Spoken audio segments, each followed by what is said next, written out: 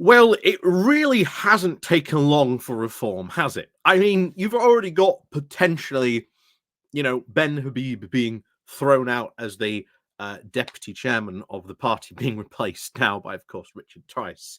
Um, you know, it's still not a very happy bunny. I have to wonder what he's going to do.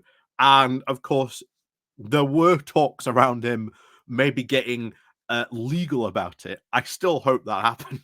I really, really hope he decides to get a bit legal in that, because that would be very interesting. There's still some talk about the ghost candidates, or these pretend candidates coming out. A couple of days ago, there was one on a reform private Facebook group where someone came out, at least like the moderator, who was like one of the bigwigs of reform in that area, came out and said, yeah, well, if reform does win, then a local candidate can then be chosen. What I, I it, why are you going to choose a local candidate when apparently you've already got a candidate? So that's being looked into. I know the Good Law Project are looking into this. This is certainly going to be very interesting. And of course, remember, if Reform want to stop this from happening or anything like that, all they have to do is, here's all our candidates, here's all the name addresses, here's their email addresses, here's their phone numbers.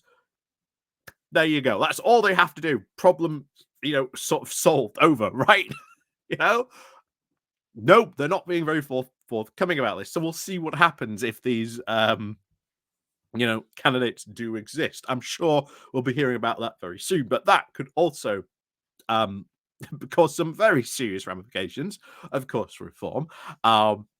We'll see what happens on that front. But now, of course, reform getting involved, going after schools, apparently, for indoctrinating kids against being racist.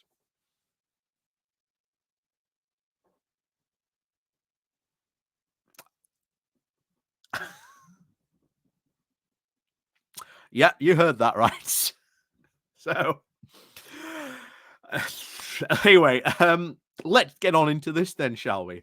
So, before we do go getting on into this, please do remember to click on the like, share, and subscribe button. And of course, down below, there are links to my Patreon page and an notification link called Buy Me Coffee, where you can, buy me coffee. And of course, as always, you can always click the like and share button. There is the YouTube thank you button. And of course, there's that pony club down below you can join as well. So let's crack on over into the East Anglia Byline Times. With Norfolk School now denies new MP's allegations of anti-reform indoctrination. So, a Norfolk school has insisted it is politically neutral after it was implicated in a row over teachers indoctrinating pupils by promoting Labour and vilifying Reform UK. A father of a 7-year-old pupil at Lynn Grove Academy in Gorleston has now accused staff there of disparaging the far right-wing party and labeling the children racist if they support its policies. So, he obviously made this claim after the Great Yarmouth's new Reform MP, Rupert Lowe, said on Twitter that he had, quote, gathered a list of schools in his constituencies where these teachers were, quote, pushing their own aggressive personal views about reform on young children. He declined to name these schools on the list, but he had said that reports of such behavior from 5 schools among the secondaries and primaries, and one is understood to be Lynn Grove, with a parent who asked not to be named said his son was told by a teacher that he and his friends were, quote, being racist during class and exercise after proposing a hypothetical party on an immigration similar to those suggested by Reform. Bear in mind, I'm not a teacher. But as far as I'm concerned, if I was a teacher and they did this, I would try to get across to these children that, guy, you're being a little bit racist there. I've never been a teacher, never trained to be a teacher or anything like that. But I think, as a teacher, I think you would be well within your rights to maybe, have that as, somewhat of a concern on that. Anyway, let's continue with this. The father said, my child was told to come up with a political party and some policies. They suggested a policy to turn boats back around and for people who turned up in the boats to be taken back to the country that they came from. When the teacher gave them feedback, they said that was very divisive and not very welcoming, and they thought that they were being racist. I was suitably unimpressed. The parent said that during another discussion about the upcoming election in a different class, his son was told by a teacher he, quote, did not want to hear that name in his classroom after his child had brought up reform. Teachers should stick to teaching the curriculum, not imposing their views on children, he added. Again, never a teacher, never was one. Again, if this actually happened, we've got to understand this, because this is, a claim that is being made by someone who is probably a reform supporter. Wouldn't surprise me if this was a totally, quote, true story. But we'll see. So the school has obviously declined to say whether it would actually be investigating these claims or it would take any action against any members of staff. A spokeswoman said, we teach a broad and balanced curriculum, and we are committed to a politically neutral environment. Pupils are taught to be very tolerant and of very differing opinions, and understand that their values can obviously be challenged respectfully. So this is what the school rules say. So under the Education Act of 1996, schools have a legal duty to prohibit the promotion of partisan political views. They must also ensure that steps are taken to offer a balanced presentation in offering opposing views on political issues. As the backlash then began on social media, Lowe then declined to comment further.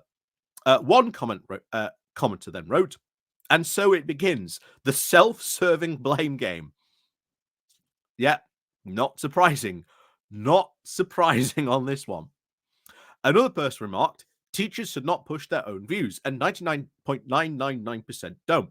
But there is a problem that Lowe probably didn't understand. Schools are required to promote fundamental British values. Has he ever considered whether his party is actually in agreement with accepted British values?